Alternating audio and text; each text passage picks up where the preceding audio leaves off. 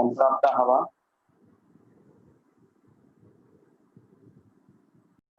नमः।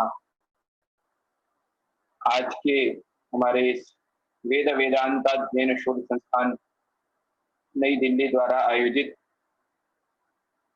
वेदांत कक्षांतर्गत विशिष्ट व्याख्यान माला में आप सभी श्रोताओं का, आप आचार्यों का, आज के हमारे मुख्य वक्ता महोदय का, आचार्य प्रोफेसर सुरेंद्र मोहन मिश्र जी का, सभी का स्वागत करता हूँ।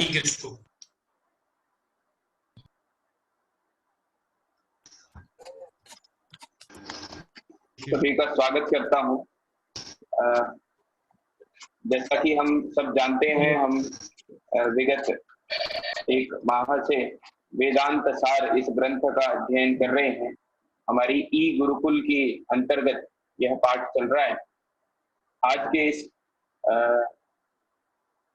विशेष व्याख्यान के अंतर्गत सर्वप्रथमम जो हमारी प्रास्ताविक कथन के लिए मैं निवेदन करता हूँ, पूर्ण प्रज्ञ संस्कृत महापाठशाला बेंगलुरु में साहित्य विभाग में आचार्य हैं प्रोफेसर तिरुमल कुलकर्णी महोदयान् अहं प्रार्थयामि यत् प्रास्ताविक भाषणं प्रस्तावनार्थं प्रस्तौतुम् अहं निवेदयामि। एकां सूचनां वदामि। सत्रमिदं सार्ध एकहोरापर्यन्तं चलिष्यति। एकहोरात्मकं व्याख्यानम् आचार्याणाम् अस्माकं मुख्यवक्तृ महोदयानां 15 निमेषाः च अस्माकं प्रश्नोत्तराणां कृते। अतः प्रश्नाः चैट बॉक्स मध्ये लेखनीयाः सर्वैः इति सूच्यते। आचार्याः इदानीं सादरं प्रार्थ्यन्ते प्रास्ताविकं प्रोफेसर तिरुमल।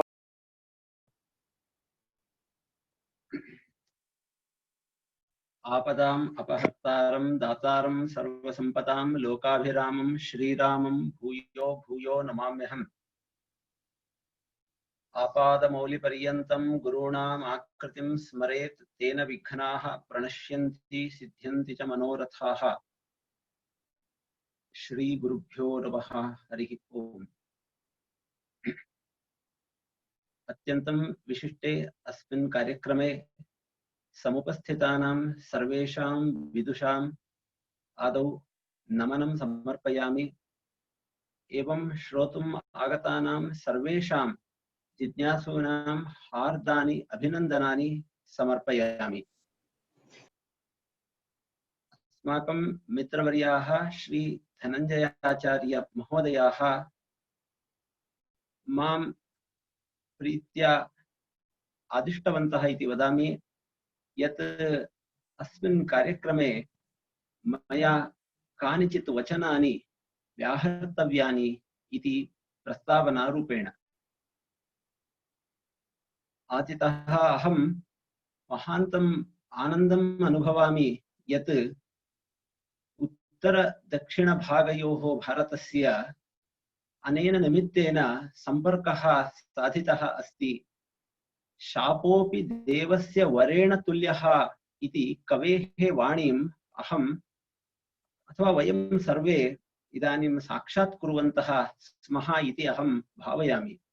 यद्यपि शापरूपेण आगतः अस्ति, तत्रापि केचन वररूपाः अंशाः अस्मिन् काले सन्दृश्यन्ते इति वयं भावयितुं शक्नुमः। ई द्वारा, इलेक्ट्रानिक् द्वारा यत् इदानीं कार्यक्रमाः प्रचलन्ति तेन बहूनां महान् उपकारः जायते इत्यत्र नास्ति संशयलेशः।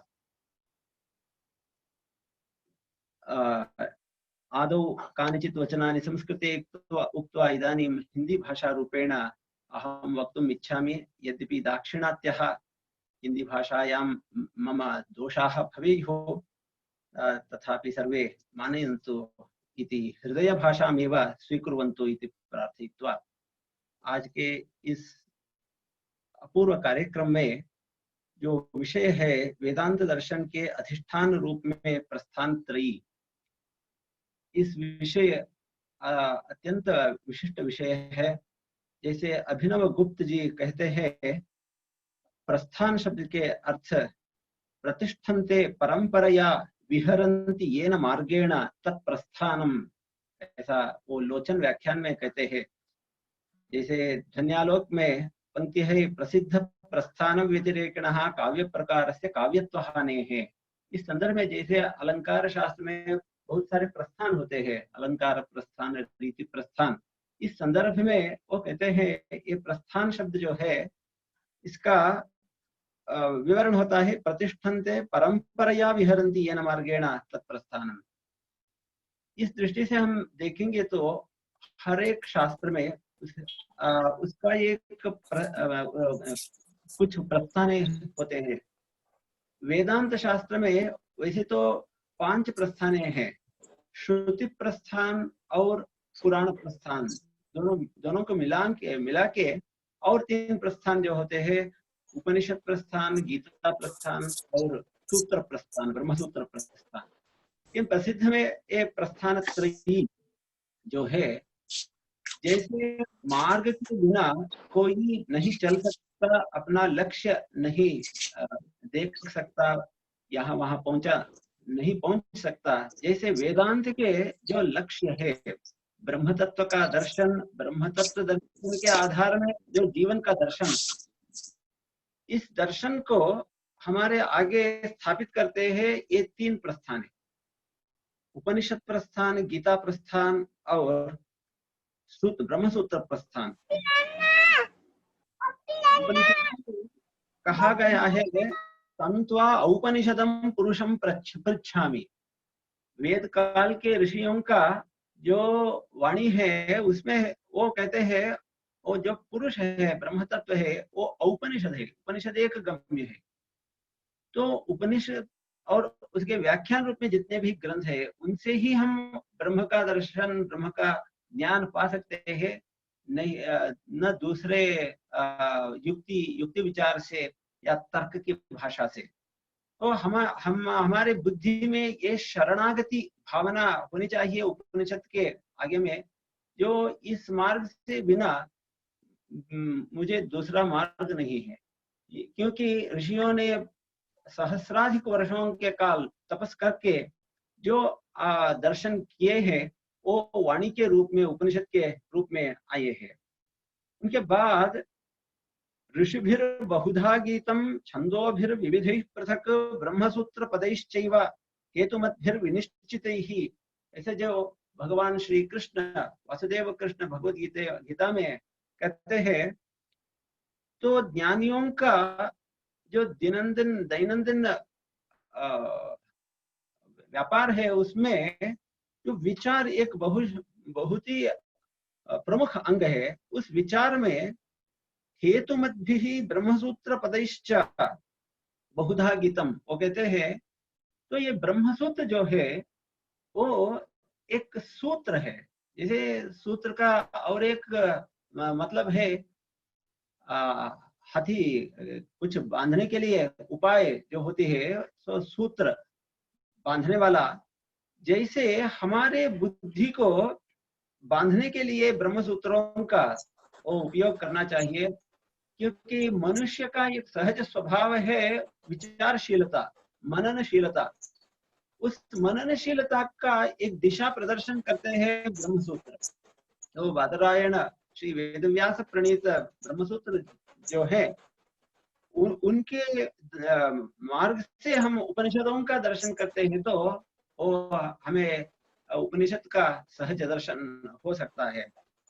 तो जो गीताचार्य उपनिषद और ब्रह्मसूत्र का उल्लेख करता है, उस गीता के बारे में पुराणों में कहा गया है।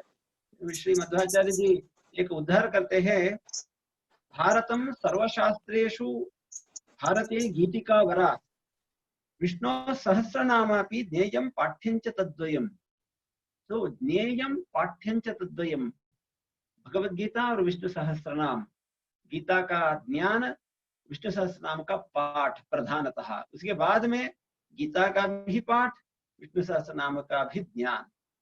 जो ये ज्ञान और पाठ गीता और विष्णु सहस्रनाम का है, ये हमारे परंपरा के बहुत एक प्रधानभूत अंश होता है। तो इस दृष्टि से ये प्रस्थान त्रयी अपने आप में संबद्ध है अपने आप में एक बहुत अच्छा संबंध रखकर जिज्ञासु का मार्ग प्रदर्शन प्रस्थान वेदांत दर्शन में जो उसका चरण है उसमें बहुत बड़ी मदद करते हैं ये प्रस्थान त्रय के ग्रंथों ने। हम आधुनिक विचार दृष्टि से देखेंगे तो जो काल भेद से ग्रंथ भेद होते आएंगे। जैसे पहले उपनिषद वैदिक वाणी थी, उसके बाद में सूत्र ग्रंथ आए, उनके बाद में श्लोकबद्ध ग्रंथों का काल आया था जिसमें पुराणों का इतिहास ग्रंथों का रचना हुई थी। तो काल भेद से ग्रंथों का निर्माण तो अवश्य है। जैसे हम इस काल में कालानुसार ऐसे अंतर्जाल के द्वारा हम संबद्ध हो रहे हैं, एक काल की एक प्रेरणा है। अवकाश यद्यपि 4 महीने पहले भी इस तरह का कार्यक्रमों का आयोजन करने का था, परंतु हम उसका उपयोग नहीं करते थे। तो अब ये काल आ गया है, शायद इसका परिणाम आगे भी रहेगा।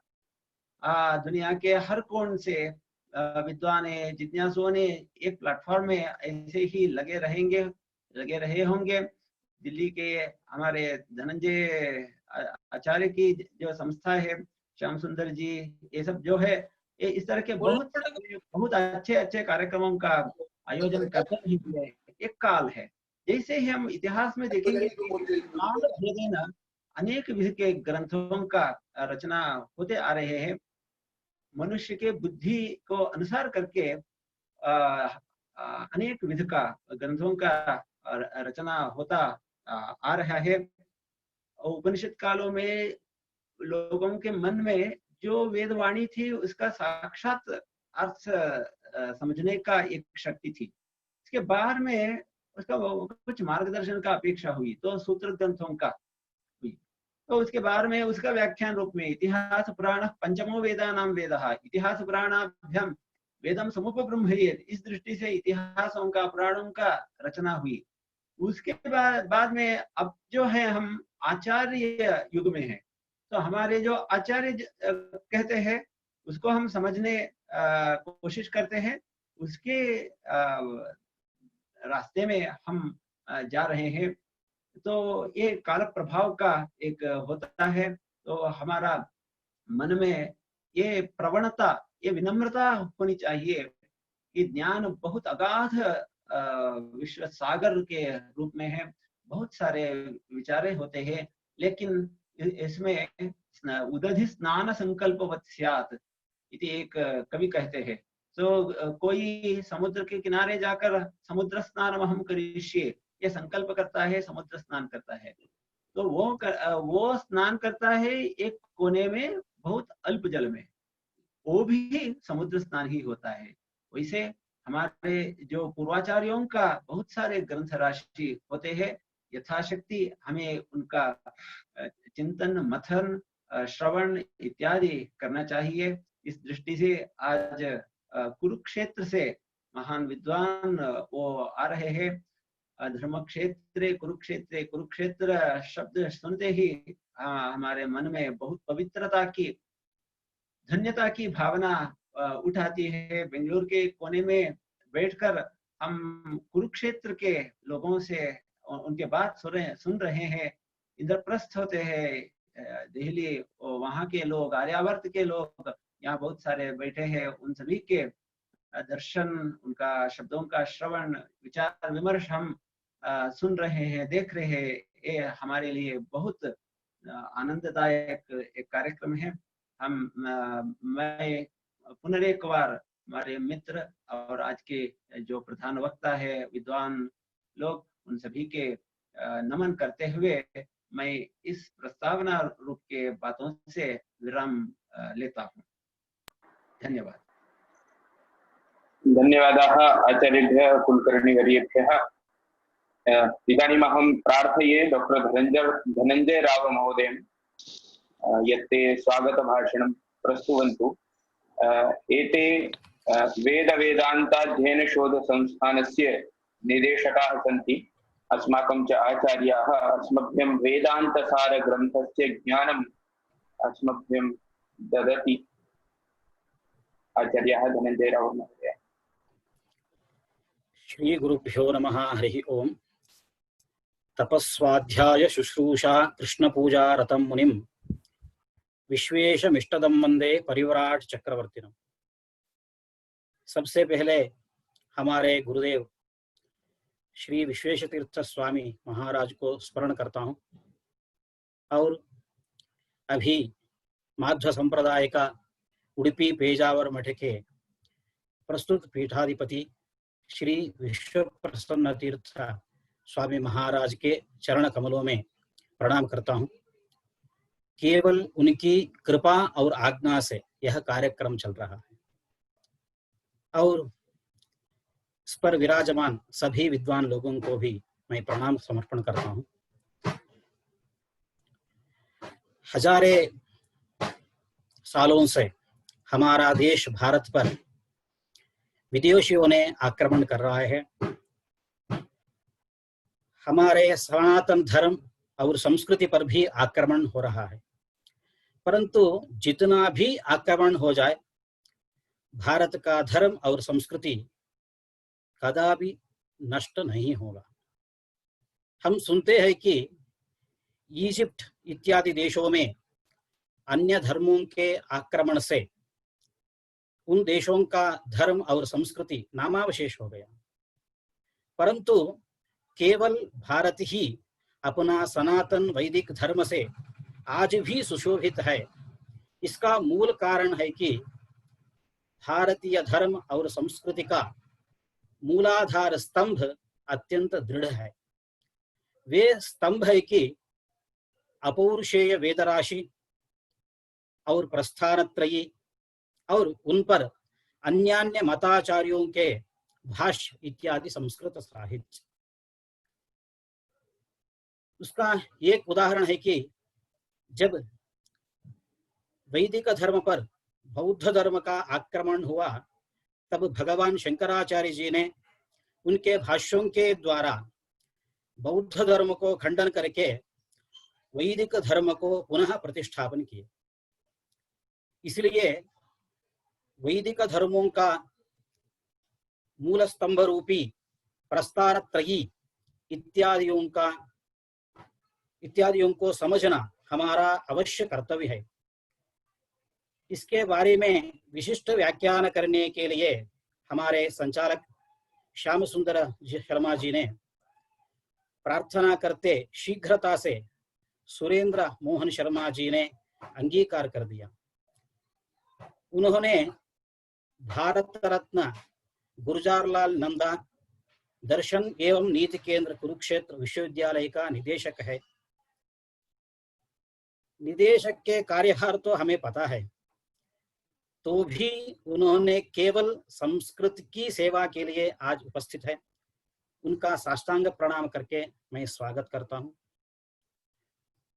और प्रास्ताविक भाषण अब तक तिरुमला कुलकर्णी महोदय जी ने कर चुका है। सिर्फ साहित्य शास्त्र का नहीं है, लेकिन उनका न्याय वेदांतादि अन्यान्य शास्त्रों में अस्खलित गति है। इसलिए उनका भी साष्टांग प्रमाण करते हुए मैं स्वागत करता हूं।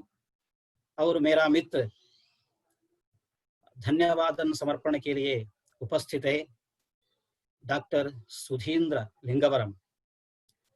उन्होंने पूर्ण प्रज्ञ विद्यापीठ संस्कृत महापाठशाला में विद्यार्थियों के अत्यंत प्रिय अध्यापक है, युवा विद्वान है। उनका भी मैं स्वागत करता हूं। और अन्यान्य विद्यालय और विश्वविद्यालयों में पढ़ने वाले पढ़ाने वाले आप सभी लोग इस कार्यक्रम का शोभा बढ़ा दिए। आप सभी को स्वागत है। धन्यवाद। धन्यवादाः धनञ्जय महोदय। इदानीम् अस्य कार्यक्रमस्य संयोजकं डॉक्टर श्यामसुन्दर शर्माणम् अहं प्रार्थये यत् आचार्याणां मुख्यवक्तृवर्याणां प्रोफेसर सुरेंद्र मोहन मिश्र वर्याणां परिचयं कारयन्तु। श्यामसुन्दर शर्मा जी।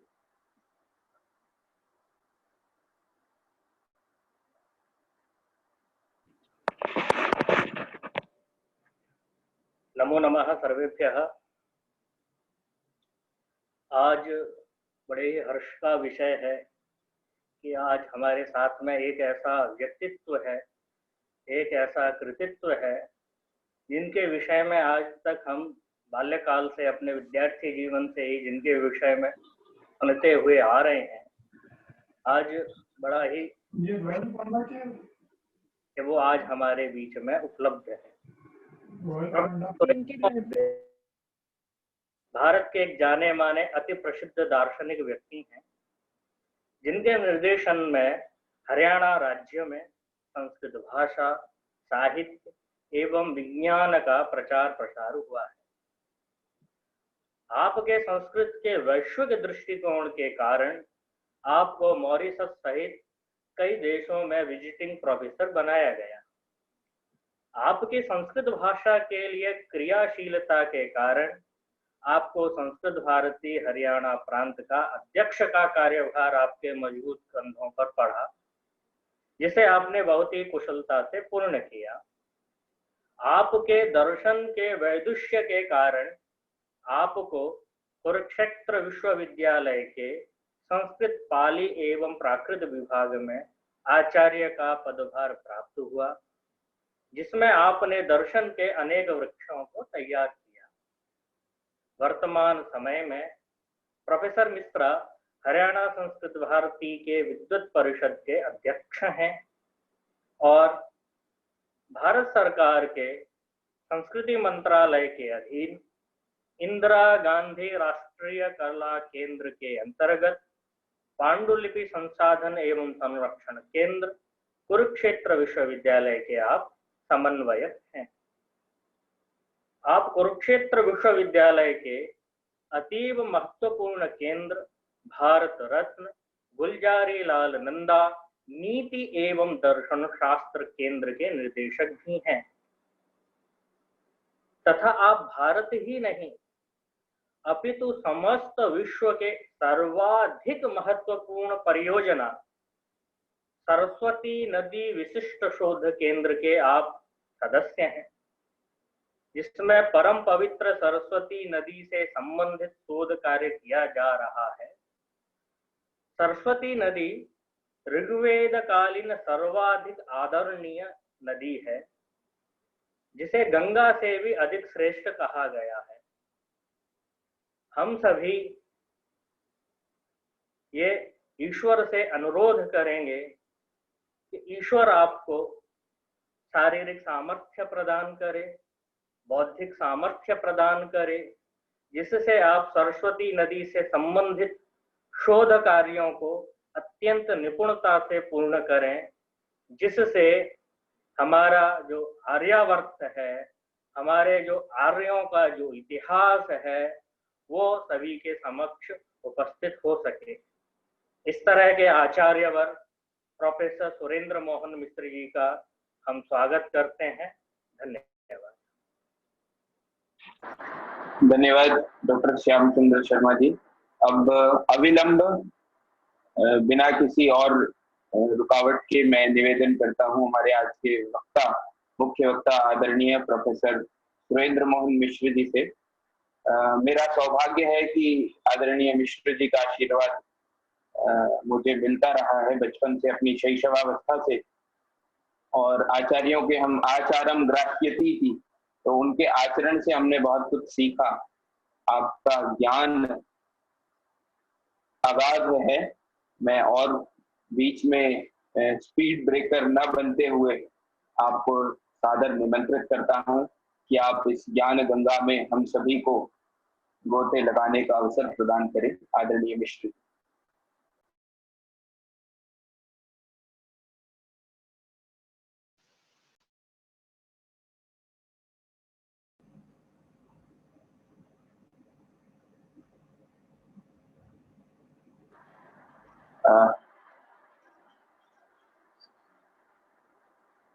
आचार्याः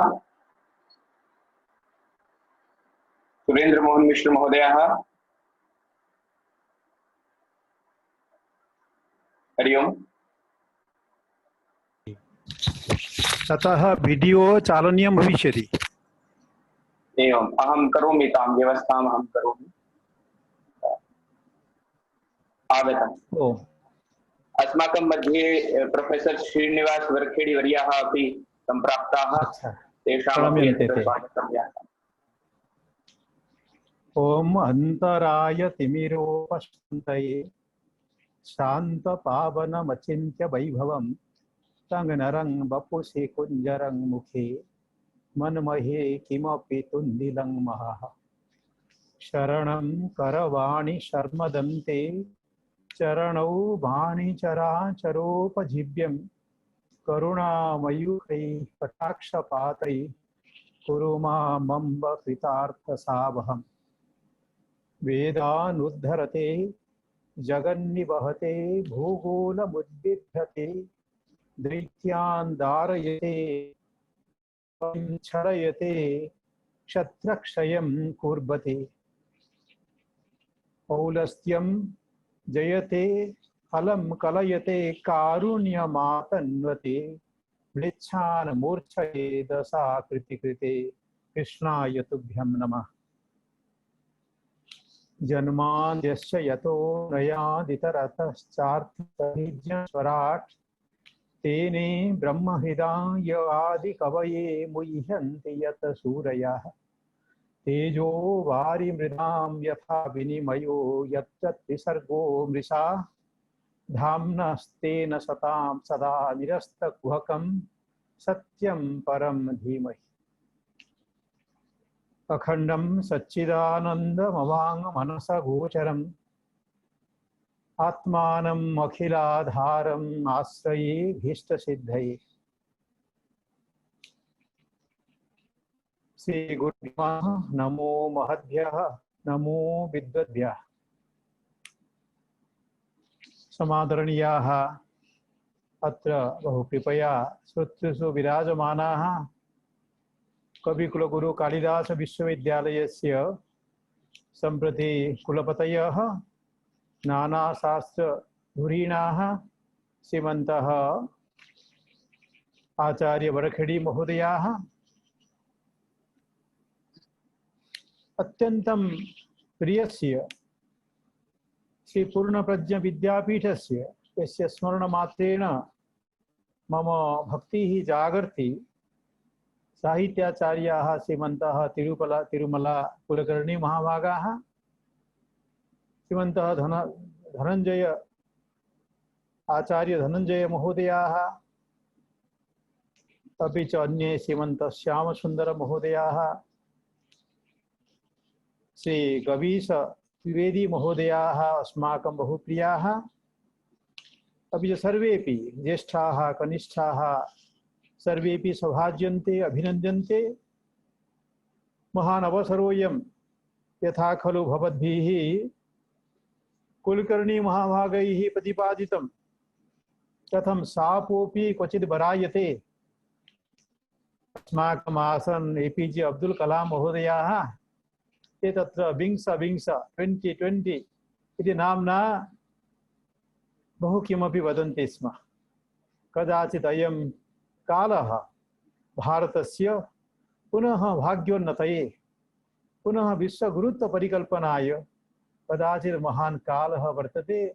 कदाचित् वराः अपि सापछद्मवेशेन समायान्ति, वयं तावत् न जानीमः।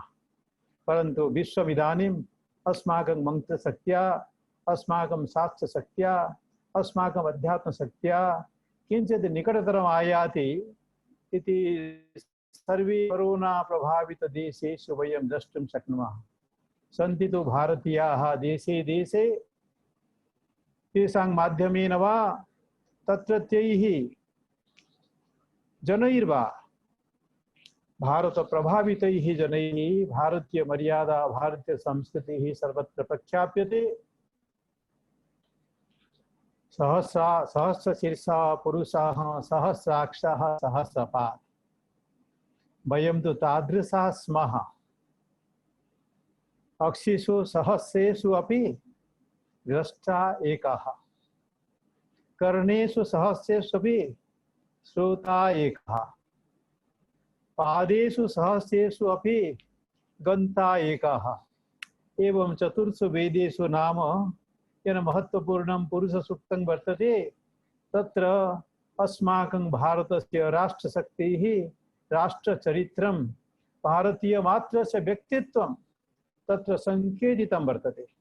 वयं तादृशाः सम्प्रति आचार्य शङ्करस्य महन् महत्वं तत्र स्वकण्ठेन घोषयन्तः द्वैताचार्याः समभुवन् दृष्ट्वा अहं स्मरामि स्म तं मन्त्रभूतं श्लोकं श्रीमन्मध्वमते हरिः परतमः सत्यं जगत् तत्त्वतः भेदा जीवगणा हरेरनुचरा नीचोच्च भावं गताः भुक्तिर्नैज सुखानुभूतिरमला मुक्तिर्नैज सुखानुभूतिरमला मुक्तिश्च तत् साधनम् भुक्तिर्नैज सुखानुभूतिरमला मुक्तिश्च तत् साधनम् अक्षादितृतयं प्रमाणम् अखिलाम्नायैकवेद्यो हरिः। पंडित फिलोसफर्स प्रोजेक्ट मध्ये फोर्ड फाउंडेशन इत्यस्य मुंबई विश्वविद्यालये कलिना परिसरे अस्माकं परमपूज्याः आचार्य कुलपतिचराः आचार्य प्रह्लादाचार्य महोदयाः इदानीं तुरीयाश्रमे वर्तमानाः। तैः वयं प्रमाणपद्धतैः केचन अंशाः पाठिताः। पुनः ततः आगत्य किञ्चित् शोधकार्यं मया कारितं। तत्र श्रीमन् आनन्दतीर्थ जयतीर्थयोः या गीता व्याख्या तदुपरि आङ्ग्लमाध्यमेन कश्चन विद्यार्थी शोधं कारितः। तर्हि तत्र BNK शर्ममहोदयाः मिलिताः भद्रपुर्यादि स्थानेषु। तस्मात् अहं वैष्णवः कुलेन तस्मात् अहं सर्वान् अपि प्रणमामि। भगवान् कृष्णः स एव परमभूतः स एव भगवान् विष्णुः इति विष्णुपुराणं नाम्ना विष्णुपुराणं वस्तुतः कृष्णपुराणं। कथं तत्र भगवान् श्रीकृष्णः सैव भगवान् श्रीकृष्णः सैव भगवान् विष्णुः व्यासाय विष्णुरूपाय व्यासरूपाय विष्णवे नमो वै ब्रह्मनिधये वासिष्ठाय नमो नमः। अचतुर्वदनो ब्रह्मा द्विबाहुरपरो हरिः अभाललोचन शंभुर् भगवान् वादरायणः। एवं अद्भुताः पुरुषाः। इदानीमहं तत्र इदानीमहमपि 40 वर्षेभ्यः औदीच्यः अस्मि। वयं मूलतः कान्यकुब्जाः पाञ्चालाः, परन्तु 15-16 शतके उत्कलान् गताः। ततः इदानीम् अहं कौरवोऽस्मि। तर्हि सर्वान् अपि सर्वभारतीयान् प्रणम्य पुनः अस्माकं राजभाषया पुण्यपुण्यया हिन्द्या तावत् अहम् अवशिष्टं व्याख्यानं वच्मि। भगवन्तः देखिए, यह जो बादरायण शब्द है ये अद्भुत शब्द है। ये जो कृष्ण शब्द है, 2 लोगों को कृष्ण नाम मिला। एक भगवान व्यासदेव को, एक भगवान श्री कृष्ण। गर्ग पुराण में वर्णन है कैसे गर्ग मुनि आकर के बलराम और कृष्ण को नामकरण करते हैं। एक बलिष्ठ है, हृष्ट पुष्ट है शरीर से, उसका नाम बल है, और एक बहुत आकर्षक है। सचमुच कृष्ण से आकृष्ट न हुए कोई नहीं रह सकते हैं। मैं भी आए दिन वैदेशिकों को देखता हूँ, वो आकृष्ट हो जाते हैं कृष्ण के चेहरे से, कृष्ण की कथाओं से, कृष्ण की मुरली से, सब बातों से आकृष्ट। इनको मैंने जो पद्य अभी पढ़ा था गीत गोविंद के आद्य से, कि जहाँ पर कृष्ण को 10 अवतारों का अवतारी माना गया और वहाँ पर बलराम भी अवतार हैं। वह जो अवतारी और उसके माध्यम से वो सारे ज्ञान परंपरा का निर्वाह, इच्छा ज्ञान क्रिया, इन परंपराओं का निर्वाह उन 10 अवतारों के माध्यम से सर्वप्रथम वेदानुद्धरते वहां से शुरू करके अंत में म्लेच्छान मूर्छयते, कहीं वो समय आज है ऐसा भी लगता है। तो इस समय में सबसे अधिक आवश्यकता है हमारी संस्कृति की। यह हमारे लिए तो है ही, पूरे विश्व के लिए भी आवश्यक है। जिस बात को आर्नोल्ड टॉयरिम ने कहा था कि संसार के सामने दो रास्ते हैं, एक रास्ता है नष्ट नष्ट हो जाने का, क्योंकि इतना उस समय भी आणविक अस्त्र बन चुके थे उनके समय तक, आज तक तो कितना बन गया है जिसका कुछ कहना नहीं है। कहीं ऐसा तो नहीं कि कोरोना आने से उनका प्रयोग रुक गया, कहीं कोरोना आने से उनके प्रयोग के बारे में सोचना भी बदल गया या बदल रहा है। सृष्टि श्रीमद् भागवत महापुराण में जहाँ भगवान व्यास कहते हैं स्वयं प्रकृति ईश्वरः, हमारे जो मार्क्सिस्ट मित्र हैं मैं उनको कहता हूँ कि आओ तुम्हें भी मैं भागवत का दर्शन कराता हूँ। स्वयं प्रकृति ईश्वरः, सांख्य शास्त्र कहता है प्रकरोति इति प्रकृति है। तीसरा स्कंद श्रीमद् भागवत महापुराण का पूरा सांख्य है। माँ को बच्चा कपिल देवहूति को संवाद के माध्यम से सांख्य शास्त्र बताता है, और वहाँ पर माता बच्चे को साष्टांग प्रणाम करती है और कहती है कि आपके माध्यम से मुझे यह मुक्ति का ज्ञान मिल रहा है। परंतु वही सांख्य, उस सांख्य को वेदांत के संदर्भ में देखेंगे तो सांख्य का कायाकल्प हो जाता है। जैसे विज्ञान भिक्षु उनकी व्याख्या में आकर के सांख्य का हो जाता है। वो जो सांख्य गीता में जो सांख्य है, वो सांख्य जिसको हम सामान्यतः शेश्वर सांख्य कह देते हैं, परंतु नहीं, उससे और गहरा है। वो सांख्य यत् सांख्य प्राप्यते स्थान योगैरप्यते एकम सांख्यम योगम च पश्यति सपश्यति। गीता का वचन जो इस बात को कहता है, उसकी व्याख्याओं में अगर हम जाएंगे तो किन बातों को बताते हैं। उसमें देखिए आज जो हमारा यह जो विषय है, और वह जो कृष्ण द्वैपायन भगवान व्यास, ये व्यास एक सामान्य शब्द है। जहाँ तक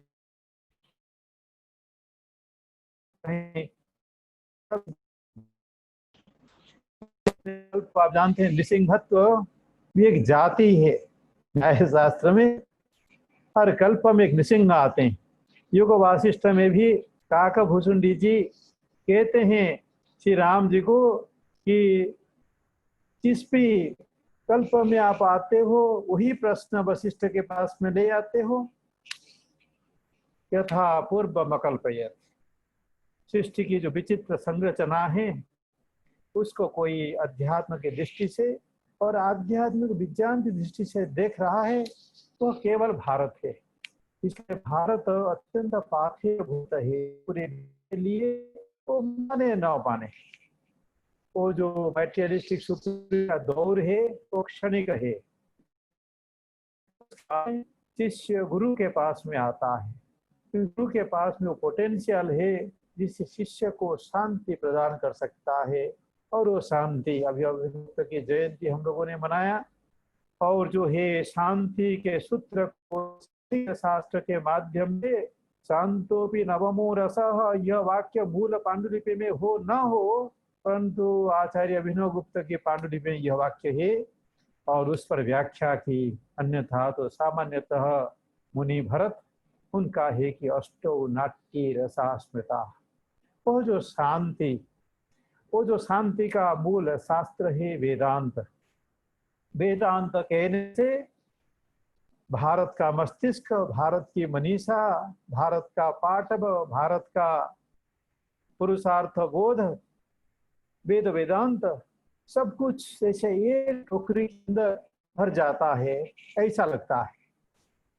और वेदांत कहने से उपनिषद में, और उपनिषद जो है वह वेदों का सार है, शारीरिक रूप से वेदों का अंतिम भाग है, और जो है अर्थ रूप से वेदों का निष्कृष्ट रूप है, निष्कर्ष।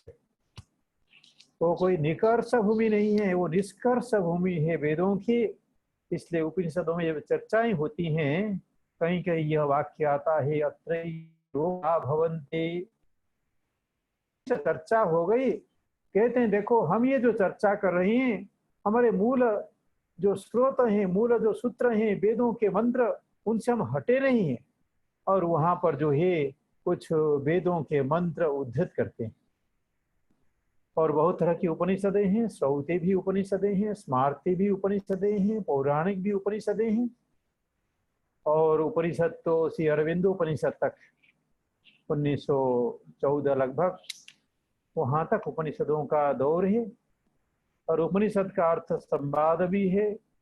और जो है भगवान शंकराचार्य ने अपनी व्याख्या में, भाष्य में उसका प्रतिपादन किया है, कैसे उपनिषद गति विसरण और अवसाधन परक जो धातु है पाणिनि के धातु पाठ में, उससे किस प्रकार से उपनिषद शब्द निकलता है। और उपमाने सामीप्य है। और एक हमारे एक मित्र थे अच्युतानंद दास, हमारे छोटे भाई भी थे सागर विश्वविद्यालय में। मैं जब जाता था वो अपने सेमिनार्स का नाम रखते थे उपनिषद, परंतु बड़ा दुर्भाग्य है वो चले गए। बहुत बड़े विद्वान थे, हस्ती थे, कंप्यूटर विद्या के भी, न्याय विद्या के भी। अब उपनिषद रखते थे। और सचमुच यह उपनिषद इतना पुण्य है जिसको आज पौराणिक भाषा में सामान्यतः हम सत्संग कहते हैं। जो दिव्य सत्संग भारत में हुए थे, वनों में हो, अयोध्या के राजप्रासाद में हो, जनक की राजसभा में हो, कहीं पर भी हो, वह उपनिषद हम देखते हैं। वही राजप्रासाद रघुकुल जब वशिष्ठ बैठ करके श्री राम को और दशरथ और रानियों को उपदेश करते हैं, एक वाक्य कहते हैं जो योग वासिष्ठ में आता है कि ब्रह्म व्यतिरिक्त भावयन्तो विमुह्यन्ते धीमा। हम ब्रह्म रूप समुद्र में, हम ब्रह्म है, ब्रह्म रूप समुद्र में रह रहे हैं। समुद्र है और वो सोचता है मैं समुद्र का दर्शन कर लूं। वो स्वयं भी समुद्र ही है, क्योंकि उसका एक एक अणु परमाणु समुद्र से ही बना है। वो समुद्र का अंग है, जैसे ब्रह्म के अंग है। श्रीमद् भगवद गीता भी कहती है ममैवांशो जीवलोके जीवभूत सनातनः मनसष्ठानीन्द्रियाणि प्रकृति स्थानि कर्षति। और वहाँ कहते हैं ब्रह्मण व्यतिरिक्त, ब्रह्म से स्वयं को व्यतिरिक्त करके ब्रह्मार्णवगता अपि, हम तो ब्रह्म रूपी समुद्र के अंदर विद्यमान हैं और उसी के हम पार्ट एंड पार्सल हैं, उसी का हम हिस्से हैं, वही है। ब्रह्मविद ब्रह्मैव भवति, यह तादात्म्य की है। दो ही बातें हैं और दोनों बातों को आचार्य शंकर मानते हैं। आचार्य शंकर को मैं कर्नाटक में अगर उनका शिष्य होता, वो तो संपूर्ण भारत में पैदल भ्रमण करते थे। हमारे सारे योगी मुनि ये 20वीं 21वीं सदी तक ये भी पूरे भारत को पदव्रज में भ्रमण करते। मैं कभी कभी पूछता था हमारे यहाँ ब्रह्म सरोवर के किनारे घूमते हुए, क्या यहाँ आचार्य रामानुज आए थे? कहते हाँ आचार्य शंकर थे, मैं जानता हूँ। क्या यहाँ आचार्य चैतन्य आए थे? आए थे। आचार्य वल्लभ भी आए थे, उनका तो अभी भी स्थान है। आचार्य निम्बार्क भी आए थे। जो महनीय आचार्य और ये आचार्य अलग अलग जो हमारी मनस्थिति है, जिसको हम साइकोफिजिकल डिस्पोजिशन कहते हैं, वो डिस्पोजिशन के भेद के कारण से हमारी ग्राहिका शक्ति पृथक पृथक हो जाती है। हमारे ज्ञान भक्ति और कर्म इनकी पृथक पृथक तारतम्य स्थिति बन जाती है। अतः हम गुरु विशेष को ग्रहण करके, शास्त्र विशेष को ग्रहण करके, व्याख्या विशेष को ग्रहण करके, परंतु अंततोगत्वा उसे ब्रह्म की ही आराधना करते हैं। कभी उसी ब्रह्म को विष्णु रूप में, कभी ब्रह्मा रूप में, कभी रुद्र रूप में, कभी देवी रूप में, भिन्न भिन्न प्रकार से उसी की हम स्तुति करते हैं। ये जो एकता है, जिसको पुष्पदंत महिम्न स्तोत्र में कहते हैं कि रुचि नांग वैचित्र्या ऋजुकुटिला नाना अपसुसाम, नृणाम एको गम्यस्तमसि पयसा मरण वैव। जो है जिसको स्वामी विवेकानंद ने वहाँ पर उद्धृत किया था शिकागो मीट में। शिकागो जाने से पहले 2 बार वो हरियाणा में आए थे, हमारे यहीं से उनको स्वामी विवेकानंद नाम मिला था और उनको उस वस्त्र मिला था जिस वस्त्र को पहन करके अपना पहला पब्लिक स्पीच देने के लिए शिकागो गए थे। उससे पहले कभी वो पब्लिक स्पीच नहीं देखे दिए थे। देखिए भारत के युवा अद्भुत। और वह गॉड पर सेमिनार हुआ था, हमारे परम पूज्य परम स्मरणीय गुरुदेव प्रोफेसर गोपिकामोहन भट्टाचार्य जी, वो भी जापान में गॉड ऊपर बड़े कॉन्फ्रेंस था, वहां पर भी गए थे। वहां पर भी से महिम सूत्र के इस पद्य से अपने को रखे थे कि गॉड क्या होता है भारत की दृष्टि में, और विशेषकर न्याय शास्त्र की दृष्टि को रखे थे कुसुमांजलि के आधार पर। तो उस बात को हम अगर जाएंगे, थोड़ी उस बात को कह के प्रस्थान रही पर मैं आता हूँ। तो भागवत महापुराण में प्रथम स्कंध में ये बहुत सुंदर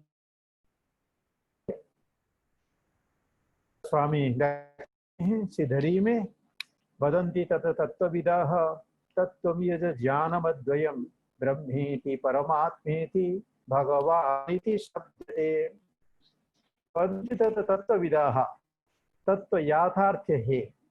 तत्त्वविदः तत् तत्त्वं वदन्ति, वदन्ति तत्त्वविदः तत्त्वं यद ज्ञानमद्वयं, जो अद्वैत ज्ञान है, जो चिदानंद घन है, वही तत्व है। उस तत्वविद लोग कैसे बयान किए, अभी भेद अवलंबन करते हैं। ब्रह्म की जो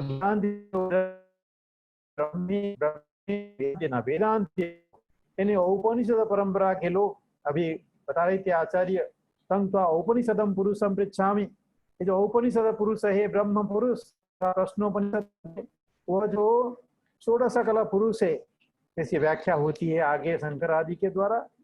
तो यह जो है तत्त्वविद तत्त्वम यद ज्ञानमद्वयम, अद्वैत सब निष्ठाओं की परिसमाप्ति है। अद्वैत में सब निष्ठाओं की परिसमाप्ति। सर्वम कर्माखिलं पार्थ ज्ञाने परिसमाप्यते, तस्माद् विद्वान पांडित्यम निर्वेद्य बाल्येन निष्ठा से।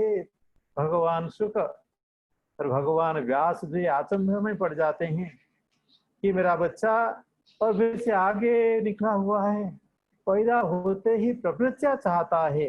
यं प्रव्रजंतम अनुपेतम अपेत कृत्यम द्वैपायनो विरह कातर आजुहाव पुत्रेति, हे पुत्र तन्मयतया तरवो विनेदु तं सर्वभूत हृदयं मुनितमानतोस्मि। ये वेदांत नाम आते ही इन सभी महानुभावों का जिक्र करना बहुत आवश्यक है। तो पूर्ण वेदांती पैदा हुए थे भगवान शुक, परंतु अगर कहीं कभी तो उसको नहीं कहेंगे, कहीं उनको कुछ क्या कहेंगे, अभ्यास कहीं कुछ कहेंगे।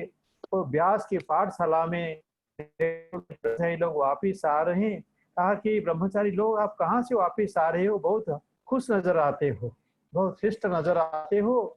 उन्होंने कहा हम जो है आचार्य व्यास के पाठशाला के छात्र हैं। अच्छा पढ़ते हो ना, हमारा भक्ति बढ़ते हैं। अच्छा वो तो मेरे पिताजी हैं, मैं भी आऊंगा आपके साथ में। तो सुख नहीं तो उनको तो राजा जनक तक वापिस कर दिए थे कि तुम्हें कुछ अब पढ़ना नहीं है, तुम जाओ खेलो। बच्चों के साथ में धूल खेलते थे। तो फिर वो भक्ति के सम्राट युतम जहाँ लगा दिया, वो भागवत भागवत हो गया। फिर भागवत के अंदर कहाँ व्यास हैं, कहाँ शुक हैं, कहाँ वैशंपायन हैं, कहाँ सौती हैं। क्या हम जो पांडुलिपि शास्त्र के तो कुछ जानने का अधिकार का कहते हैं, क्या हम उसको अलग कर सकते हैं? Can we divide the sources? Certainly not, and certainly we should not put our wrong hands into that. हाँ, कुछ बातें सरसरी तौर पर किया जा सकता है, उतना करके ग्रंथार्थ को और ग्रंथाक्षर को ज्यों त्यों बनाए रखना परंपरा के निर्वाह के लिए बहुत आवश्यक है। अब आचार्य साहित्याचार्य जो अभी बताए थे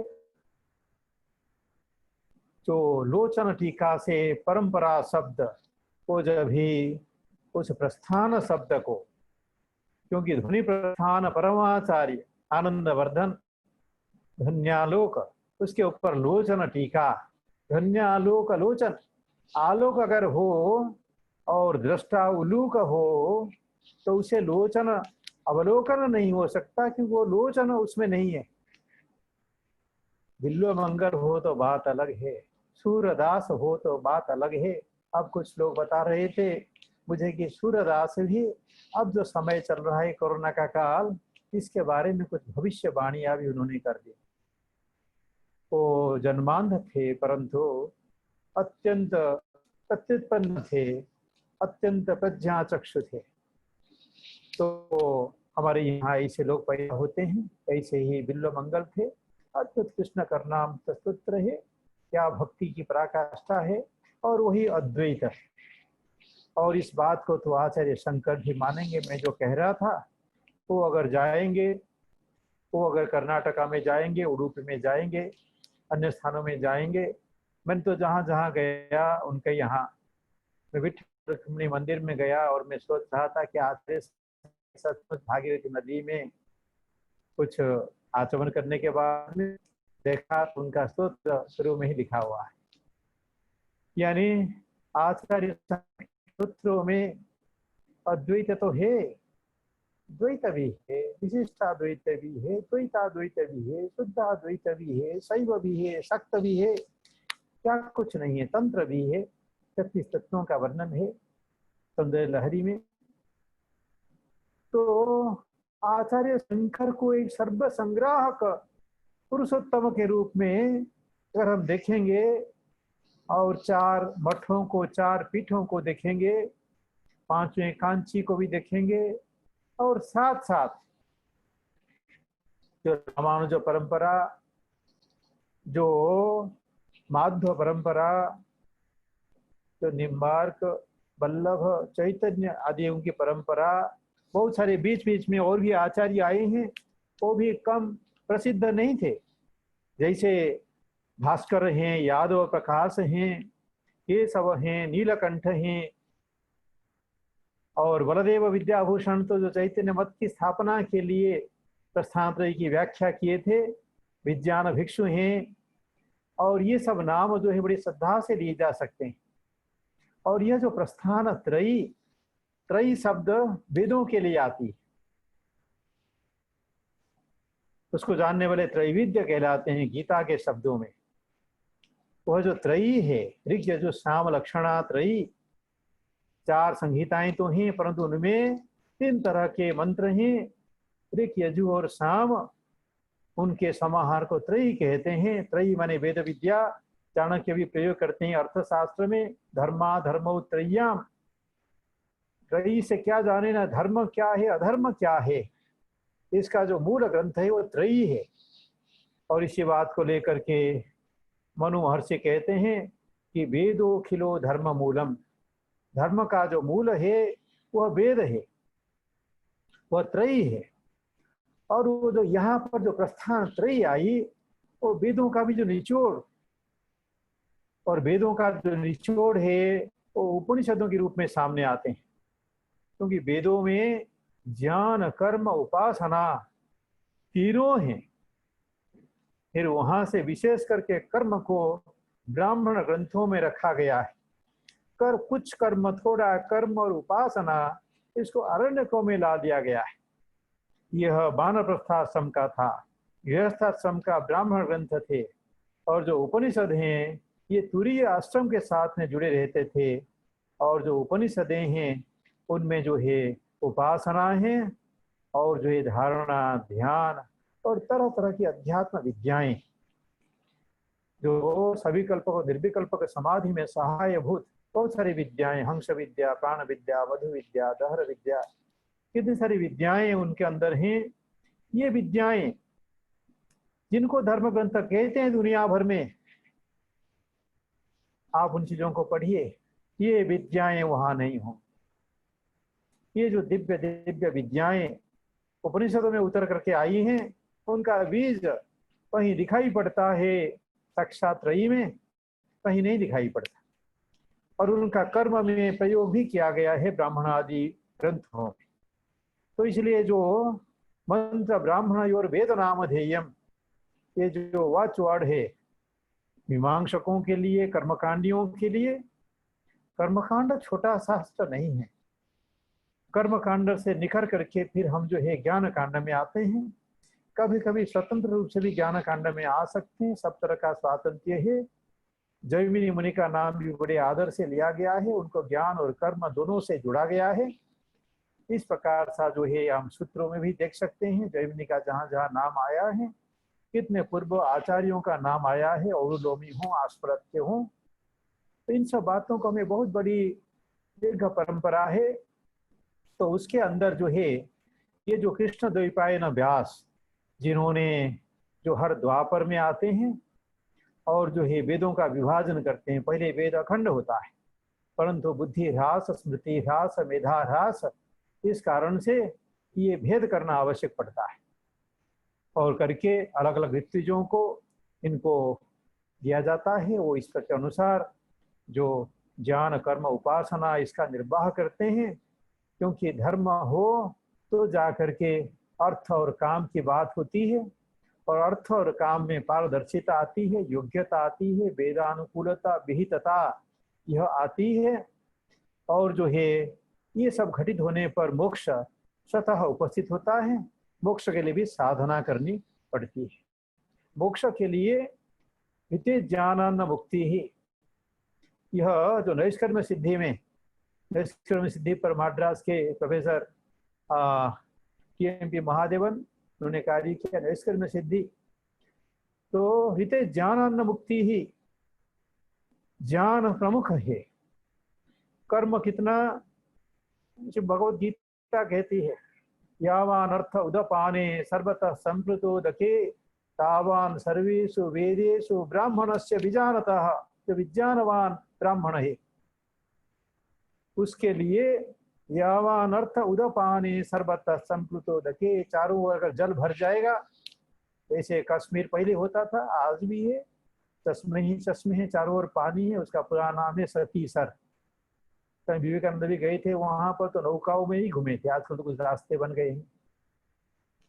तो यावान अर्थ उदपाने सर्वतः संप्लुतोदके, चारों अगर पानी हो, आपको तो आचमन के लिए अथवा पानी पीने के लिए, आचमन का शब्द तपान भी होता है, थोड़ा ही पानी चाहिए, एक कमंडलू आधा कमंडलू पानी चाहिए।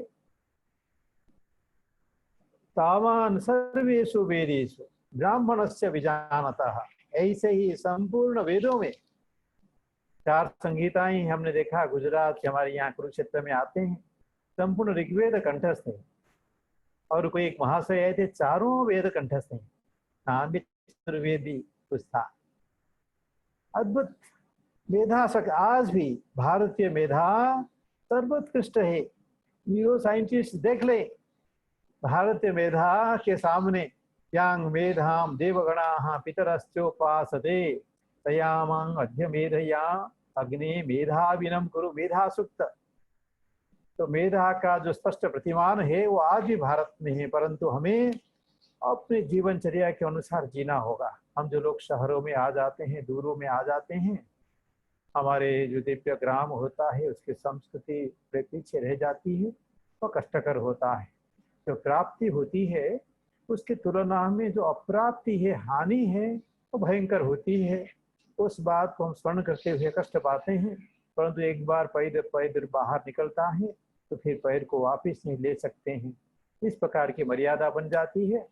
तो प्रस्थान त्रयी, ये प्रस्थान शब्द में जो अभिनव गुप्त के अनुसार परंपरा शब्द को आपने डाल दिया, ये बहुत ही महत्वपूर्ण है। वो भी उसी परंपरा के धनी थे, और महर्षि दुर्वासा से बीच में उसमें भगवान कृष्ण भी आते हैं। उस माध्यम से जो परंपरा आई, वो परंपरा आके आचार्य अभिनव गुप्त में साकार होती है। सर्व शास्त्रों के ज्ञाता, जैसे उत्तर भारत में आचार्य अभिनव गुप्त, इसी प्रकार दक्षिण भारत में आचार्य शंकर, और मैं पूर्व भारत में तो कहता हूँ भगवती कामाख्या को, और पश्चिम भारत में भगवती शारदा को कहता हूँ। तो ऐसा करके जो एक भारत की सज्जा है बहुत अद्भुत है। सुरक्षित है। और ये प्रस्थान शब्द, इसमें जो ल्युट प्रत्यय है वो अधिकरण के अर्थ में भी है, करण के अर्थ में भी है, भाव के अर्थ में भी है, कर्तरी ल्युट भी होता है। और चारों अर्थों में आप रखो तो भी प्रस्थान शब्द अपने अर्थ को दे देगा। मैं तो अंग्रेजी माध्यम से पढ़ा हुआ विद्यार्थी हूँ, और जो है हम इसको कहते हैं main stage, the 3 main stage pedestals of the Vedantic edifice of knowledge। जो वेदांत का सौध है उसके 3 स्तंभ हैं, 3 प्रस्थान है। प्रकृष्ट रूप से वेदांत इन्हीं तीनों में निवास करता है। आचार्य रामानुज के बाद में श्रीमद् भागवत, कुछ पुराण, वो भी हिस्से बनते गए। तो स्वागत योग्य बात है। अभी आचार्य बता रहे थे कि कालक्रम के अनुसार हमारे व्याख्यानों में भी भेद होता है। नहीं तो जो भामति और विवरण प्रस्थान क्यों भला आते। हमारे यहाँ दंडी स्वामी आए थे, 2.25 महीने का उनका लेक्चर कार्यक्रम मैंने यहाँ किया था। अभी तो पूरे हो गए हैं। दंडी स्वामी थे, पहले मद्रास IIT के मैथमेटिक्स के प्रोफेसर थे, प्रिंसटन यूनिवर्सिटी से PhD किए थे मैथमेटिक्स में। कर्नाटका का शरीर है, और जो शंकर मठ है बेंगलुरु में, उसमें निवास करते थे। नाम ले लूं, पूज्य आचार्य परमानंद भारती जी, उनका अपना एक मत था। उस मत के अंदर जो भामति प्रस्थान, विवर्ण प्रस्थान, वो नहीं टिकते थे। वो कहते थे नहीं, आचार्य शंकर के भाष्य के माध्यम से आचार्य शंकर के मनीषा को, निष्ठा को समझना आवश्यक है, नहीं तो हम व्याख्याकारों के वैदुष्य के सोपान में चले जाते हैं, हम आचार्य शंकर की मूल बातों को भूल जाते हैं। कुछ प्रसंग में कुछ बातें उन्होंने कहा था, जो बातें कई बार देखने पर वेदांत सार में भी घटित नहीं होती। उन बातों को मैं यहाँ पर नहीं उठाऊंगा। ये बहुत पूज्य ग्रंथ हैं, और अपने गुरु परंपरा का वो आदर करते हैं कि अर्थ तो वेद्वयानंदान अतीत द्वैत भानत गुरुन आराध्य वेदांत सारंग वक्ष्ये यथामति अर्थ तो वेद्वयानंदान अतीत द्वैत भानत। तो उनके जो गुरु थे अद्वैयानंद थे, वो अद्वैयानंद केवल शब्दतः नामतः नहीं थे, अर्थतः, अर्थात वस्तुतः वो ब्रह्म साक्षात्कार करने वाले पुरुष थे, ब्रह्मलीन ब्रह्मज्ञ पुरुष थे। जो कहते हैं कि जो श्रोत्रियो ब्रह्मनिष्ठा, मुंडक उपनिषद कहती है कि जो है तद विज्ञानार्थम परित्य लोकान कर्मचितान निर्वेद ब्राह्मणो निर्वेद माया नास्त्य कृता कृतेन तद विज्ञानार्थम स गुरुमेवाभिगच्छेत् समित पाणि श्रोत्रियम ब्रह्मनिष्ठम। अर्थात जो हमारे सदानंद योगींद्र हैं, इनके जो गुरु हैं, वो गुरु भी जो है ब्रह्मनिष्ठ थे, वो ब्रह्मज्ञ थे।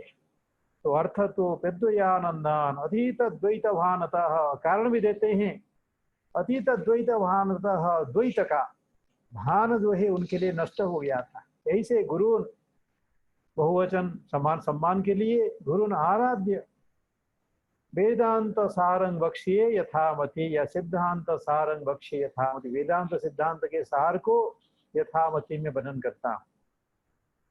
ये जो प्रथम वाक्य कहते हैं आज हमारा वह विवेच्य है कि वेदांतो नाम उपनिषद प्रमाणम तदुपकारिणी शारीरक सूत्रादीनी च।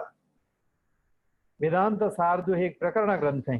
प्रकरण ग्रंथ कहते हैं प्रक्रिया ग्रंथ को, हैंडबुक, मैनुअल, सिंथेटिक मैनुअल भी इसको कहते हैं। उसमें और कुछ बातें भी आ जाती हैं, जैसे न्याय वैशेषिक के सिंथेटिक मैनुअल्स होते हैं। पराशर उपपुराण कहता है शास्त्रिक देश संबद्धम शास्त्र कार्यांतरे स्थितम आहु प्रकरणम नाम ग्रंथ भेदम विपचिता। जो विपचित लोग होते हैं उन्होंने यह जो ग्रंथ का प्रकार भेद है, विशिष्ट प्रकार का ग्रंथ है, इसको प्रकरण कहा। जैसे हमारे यहाँ क्रोड़पत्र होते हैं, और जो है टिप्पणी ग्रंथ होते हैं, उपस्कार ग्रंथ होते हैं, भाष्य ग्रंथ होते हैं, वाक्य ग्रंथ होते हैं, वृत्ति ग्रंथ होते हैं, टीका ग्रंथ होते हैं। कितने प्रकार के ग्रंथों का भरमार है। विदेशियों ने तो कभी इस प्रकार के भाष्य टीका की परंपरा नहीं देखी होगी। उसके अंदर भी हम स्वतंत्र रहते थे। एक टीकाकार कहते, एक वृत्तिकार कहते हैं न्याय में कि जो है कि अभिनव कल्पना अर्था ही वृत्ति। वृत्ति करूं माने क्या है? अभिनव कल्पना। जो मूल ग्रंथकार है उनके जो शब्द मिले हैं तो शब्दों से लेकर के, देखिए आचार्य मध्व जब गीता का भाष्य करते हैं, जब विष्णु सहस्रनाम स्तोत्र का भाष्य करते हैं, क्या अद्भुत प्रतिपत्ति। हम भी थोड़ा व्याकरण जानते होते हैं, परंतु क्या अद्भुत व्याकरण का संज्ञान, और किन अर्थों को कहाँ पर कैसे रूप से, बड़े योग्य रूप से, उसके ऊपर आप प्रश्न भी नहीं कर सकते, इस प्रकार से स्थापित कर देते हैं। आचार्य शंकर भी उसी प्रकार से ब्रह्मसूत्रों के भाष्य करते हुए कैसे जो है, कैसे अलग अलग समासों को लेके संधि को कहाँ कहाँ किन किन अर्थों को डालते हैं, आनंदम और आनंदः इसके अंदर भेद कर देते हैं। तो इन सब बातों को देख करके जो उपनिषद वेदांतो नाम उपनिषद प्रमाणम तदुपकारिणी शारीरक सूत्रादीनि च, यह जो वाक्य है, यहीं तक हमारी आज गंतव्य जो मार्ग हमारा है। ये प्रस्थान जो है, प्रस्थान त्रयी, मैं आपको यह बताऊंगा। आप तो इसे वेदितव्य हैं, आचार्य लोग उपस्थित हैं। आचार्य रामानुज जो पदव्रज से कश्मीर गए, शब्द है कश्मीर, अंग्रेजी प्रभाव से हम आज काश्मीर कहते हैं ना, कश्मीराहा, कश्मीर में रहने वाला काश्मीर है। तो कश्मीर जब गए, वहां पर उनको आचार्य बोधायन के प्रस्थान त्रयी के भाष्य मिले थे, ऐसा सुनने में आता है। और उसमें ज्ञान कर्म समुच्चयवाद का प्रतिपादन था। उसको देख करके वो वापिस आकर के ज्ञान कर्म समुच्चयवाद को लेकर के भक्ति के पुट को डाल करके उन्होंने जो है भाष्य किया ब्रह्मसूत्रों का। और जामुन मुनि से उनको कुछ मिला था, तो वह जो प्रस्थान है, यानी मेरे का कहने का अभिप्राय है, जो प्रस्थान त्रयी, इसके मान्यता का जो अयम आरंभ वो आचार्य शंकर से पूर्व आचार्य बोधायन को जाता है, और प्रथम प्रस्थान त्रयी भाष्यकार के रूप में भी। तो परंतु उनके ग्रंथ आज अनुपलब्ध हैं। कहीं छिटपुट उनके ऊपर उनके वाक्यों का उद्धरण मिलता है, जैसे रावण के कंडे का भाष्य का कहीं कुछ उद्धरण मिलता है छिटपुट, प्राणाद विद्या में इस प्रकार से छोटा कहीं कुछ मिलता है। और उन्हीं मतों को खंडन करते हुए आचार्य शंकर भी आगे बढ़ते हैं, और उन्हीं बातों को संभालते हुए भी आचार्य रामानुज आगे बढ़ते हैं। क्योंकि ये जो ज्ञान और कर्म है, और ज्ञान और कर्म को जोड़ने वाली बीच में भक्ति है, इन तीनों को लेकर के, तीनों के नाम से तो 3 अध्याय भी है श्रीमद् भगवद गीता में। और वहाँ प्रस्थान त्रयी की शुरुआत वहाँ से होती है। परंतु प्रस्थान त्रयी के प्रथम जो उपलब्ध भाष्यकार हैं, वह श्रेय आचार्य शंकर को जाता है।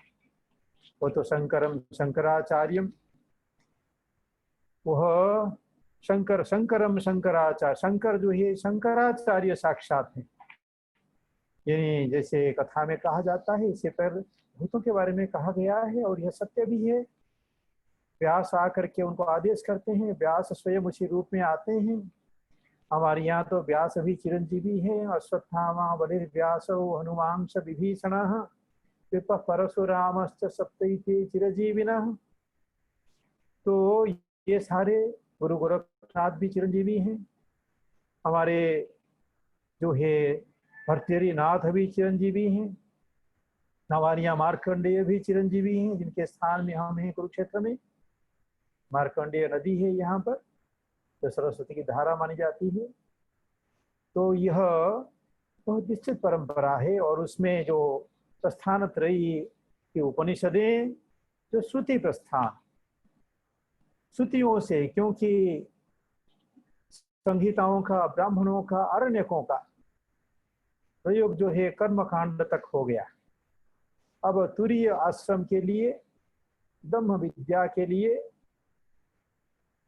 ब्रह्म जिज्ञासु के लिए उपनिषदें हैं श्रुति प्रस्थान। और जो श्रुति प्रस्थान है इसमें वैदिक शब्द प्रमाण या आगम प्रमाण का सन्निवेश है। आगम प्रमाण वह जो है उपनिषदों में है, क्योंकि उपनिषदों में जो कहा गया है, हालांकि कुछ संप्रदायों में ऐसा मानते हैं कि मात्र संगीता ही श्रुति है, मात्र संगीता ही वेद है, परंतु नहीं, ऐसा करने से हमारी पूरी परंपरा के बुद्ध का निर्वाह नहीं होता है। और जब वेदों का विभाजन किया तब उपनिषद वेदों का विभाजन किया भगवान व्यास ने, ऐसा हमें मान करके चलना पड़ेगा। तो जो श्रुति है वह उपनिषद है, श्रुति प्रमाण। श्रुति प्रथम प्रस्थान है। दूसरा प्रस्थान जो है वह युक्ति या तर्क प्रस्थान है। तर्क प्रस्थान जो है यह ब्रह्म सूत्र है। जो श्रीमद् भगवद गीता में बात आती है कि जो है ब्रह्म सूत्र पदैश्चैव हेतु मध्य विनिश्चित ही, यह ब्रह्म सूत्र पद जो है यह उपनिषदों के लिए ही कहा गया है, ऐसा हमने गुरुमुख से सुना।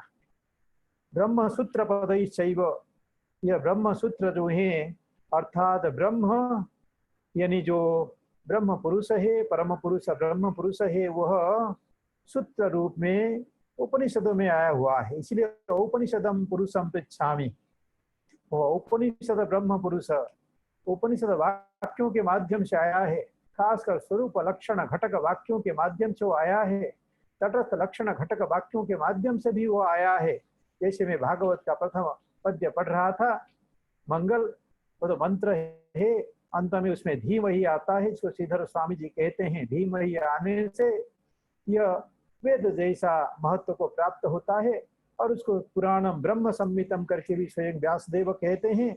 ये ब्रह्म सदृश यानी वेद सदृश जो है यह भागवत पुराण है, अर्थात वेद इसमें समाया हुआ है। और उसके प्रति आचार्य वल्लभ की भी बड़ी भावना रहती थी। वो कहते थे कि जो गीता है उस गीता की व्याख्या तो श्रीमद् भागवत है, अतः हम कौन होते हैं कि भागवत पर हम गीता पर व्याख्या लिखें। उन्होंने लिखा नहीं, उनके शिष्य परंपरा ने बाद में श्रीमद् गीता पर व्याख्या लिखी, वो पृथक विषय है। अभी यह श्रुति फिर युक्ति, ये जो युक्ति तर्क प्रस्थान है, तर्क माने केवल यह वाक्य दृष्टि नहीं है, तर्क माने एक दिव्य दृष्टि।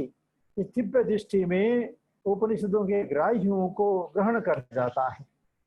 वेदांत वाक्य कुसुम ग्रथनार्थत्वाध्य शास्त्रस्य, जहाँ आचार्य शंकर कहते हैं यह वेदांत वन में संचरण करते हुए जो जो कुसुम मिलते हैं, वृक्षों को, पत्तों को, डालियों को, छोड़ते छोड़ते पुष्पों को लेते लेते जो पूजा अर्थ आगे बढ़ता है, ऐसे बादरायण महर्षि पुष्पों को चयन करते हैं, उनको रख लेते हैं। वो स्मारक होते हैं, वो संकेत होते हैं। एक एक जो 555 सूत्र हैं, उसमें 192 टॉपिक्स हैं, अधिकरण हैं। उनमें जो है आप एक एक सूत्र को कितने ही उपनिषद वाक्यों के द्वारा बोधित कर सकते हैं। मैं तो कहूँगा कि आरण्यक, ब्राह्मण और वेदों के संहिताओं के अंदर भी हम जाएंगे, हमें वाक्यों मिल जाएंगे। इंद्रो माया भी पुरुरूपयते, यह ऋग्वेद का वाक्यांश है, मंत्रांश है। यह भी जैसे होता है ऐसे बहुत सारे स्थान उपलब्ध हो जाएंगे। ये समूची जो वैदिक परिपाटी है, जो मर्यादा है, उसका एक स्मारक ग्रंथ के रूप में ये 555 सूत्र जो वेदांत सूत्र हैं, ब्रह्म सूत्र हैं, शारीरक सूत्र हैं, शारीरक मीमांसा सूत्र हैं, उसके लिए है। तो ये शारीरक शब्द का अर्थ आत्मा, कुच्छितम जो है शीर्यते इति शरीरम, कुच्छितम शरीरम, शरीरकम तत्र भवम शारीरकम, यह शारीरक आत्मा है और आत्मा ही ब्रह्म है, अतः ब्रह्म सूत्र है, आत्मसूत्र है। तो इस प्रकार से उसके अंदर अनुमान प्रमाण समवेत है, अनुमान प्रमाण समवेत है, यानी श्रुति प्रमाण यानी आगम प्रमाण, फिर अनुमान प्रमाण। अब तीसरे में आता है जो है मनुस्मृति और भगवद गीता आदि, भगवद गीता मनुस्मृति आदि, जिस भी क्रम से कहिए, इतिहास क्रम से हम पहले मनुस्मृति को मानते हैं, फिर भगवद गीता को मानते हैं। और भगवद गीता को थोड़ा अधिक श्रेय देते हैं क्योंकि वह भगवद मुख निश्चित है, और जो मनुस्मृति है तो भी वो दिव्य हैं, वो तो साक्षात सूर्य थे, महाप्रतापी, first law giver of the whole world. Manusmriti sir William Jones ने आके मनुस्मृति पढ़ा था ना कलकत्ता में, परंतु उसका गर्ग 12 अध्यायों के पीछे लिखता है कि जो है वो जो गर्ग मुनि थे, भृगु जो है वो भृगु प्रोक्त मनु संहिताया या मानव धर्म सूत्री, ये भृगु प्रोक्त है, इसको हमें ध्यान रखना पड़ेगा। मनुस्मृति मनुकृत नहीं है, भृगु प्रोक्त है, मनु के द्वारा अभिमत है। तो ऐसा जो मनुस्मृति है वो स्पष्ट रूप से वहाँ पर कहा जाता है मनुस्मृति में कि जो है, जो यहाँ पर जो बात बताया गया है, स सर्वो भीतो वेदे सर्व ज्ञानमयो हि सः, यह कश्चित् धर्मो मनुना परिहितः। जो कोई भी धर्म जो है मनु के द्वारा कहा गया है, स सर्वो भीतो वेदे, वह सारा कुछ वेदों में कहा गया है। क्यों ना सर्व ज्ञानमयो हि सः, तो वेद जो है, वेद भगवान सबसे अधिक है, सर्व ज्ञानमय है वह वेद जो है। परंतु ध्यान रखना चाहिए वेद कहाँ से आता है, वह वेद नित्य है।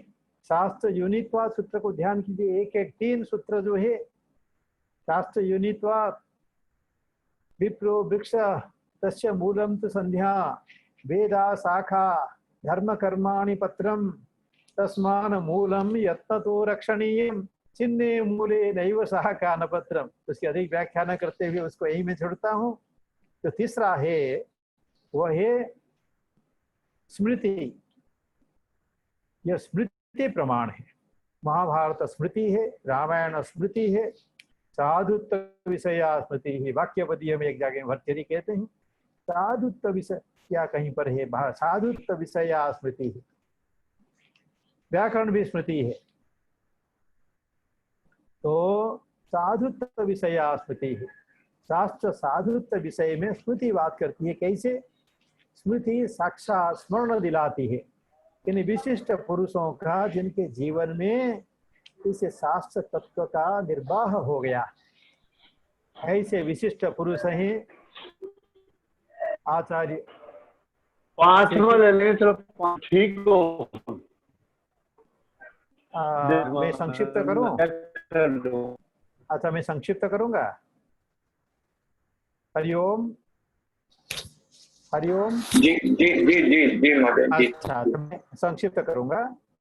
तो स्मृति प्रस्थान जो है उसके अंदर तो श्रीमद् भगवद गीता मनुस्मृति आदि है। इसलिए मैंने कहा कि यहाँ पर जो है यह जो क्रम दिया, यह क्रम जो है उनकी मर्यादा के अनुरूप, परंतु ऐतिहासिक क्रम में पहले मनुस्मृति बाद में महाभारत, ऐसा हम मानते हैं। परंतु पहले भगवान मुख निश्चित वाणी होने से पहले गीता, फिर मनुस्मृति आदि ही आदि पद से और ले सकते हैं। और उसी स्थल पर जो है बाद में श्रीमद् भागवत महापुराण और पुराण, इन सबको भी समावेश किया गया है। और प्रस्थानत्रयी भारतीय मनीषा का परिचायक ऐसा एक सेतु बन गया, जिस सेतु के माध्यम से हम जो है वेदार्थ तक पहुंच सकते हैं। और यह जो प्रस्थानत्रयी, इसमें ये जो बातें उसमें आ गई हैं, फिर इसके अंदर उपनिषदों को लेकर के और कैसे उसमें जो 4 अध्याय उपनिषदों को, ऐसे तो 250 300 उससे भी अधिक उपनिषदों की संख्या है, परंतु 10 या 11 उपनिषदों पर आचार्य शंकर स्वयं भाष्य लिखते हैं और 15 लगभग उपनिषदों का प्रयोग करते हैं ब्रह्मसूत्र भाष्य की रचना करने में। और इसी प्रकार से 108 उपनिषदों का नाम जो है कैवल्य मुक्ति को उपनिषद में लिया जाता है, कैवल्य उपनिषद में लिया जाता है। और इस प्रकार से 108, उससे परे भी उपनिषदों की संख्या है। फिर शैव, शाक्त और योग, ऐसे बहुत सारी उपनिषदों की गणना बाद में मिलती है। तो उनमें जो 4 बातें हैं हमारे ब्रह्म सूत्रों में कि कैसे समन्वय अध्याय है, अविरोध अध्याय है, साधन अध्याय है, फल अध्याय है, इन 4 अध्याय जिन रखा गया है उनमें कैसे है जो प्रथम प्रस्थान है उपनिषदें श्रुति प्रस्थान है उनके वाक्यों को ला करके विचार किया गया है और वहां पर कैसे पूर्व पक्ष के रूप में कर्म को रखा गया है, उत्तर पक्ष में ज्ञान को रखा गया है। यह शंकर भाष्य की बात में करता हूँ जिसको बुलाकर न्याय से कि प्रमाणों की चर्चा वेदांत सार में नहीं है, वेदांत सार में विषय एवं प्रयोजनों की चर्चा है। और वहां पर जो 3 प्रमुख टीकाएं हैं, सुबोधिनी, बालबोधिनी, विद्वन मनोरंजनी, तो ये 3 टीकाएं हैं। पांडवी के रूप में है, उनका प्रकाशन नहीं हुआ है। तो वेदांत सार अपनी योग्यता के कारण कितने विदेश लोगों ने इस पर कार्य किया और जो है उसका अनुवाद आदि किया, व्याख्या आदि की, और इसी के माध्यम से वेदांत को टेक्स्ट के रूप में सामान्यतः विदेश लोग जानते हैं और प्रारंभिक विद्यार्थी भी हमारे यहाँ जानते हैं। वेदांत सार में जो प्रस्थान त्रयी है इसका जो हम कुछ विचार कर सकते हैं कि उसको मैं संक्षिप्त रूप से संक्षेप कर दूंगा कि जो है ये प्रस्थान त्रयी और वेद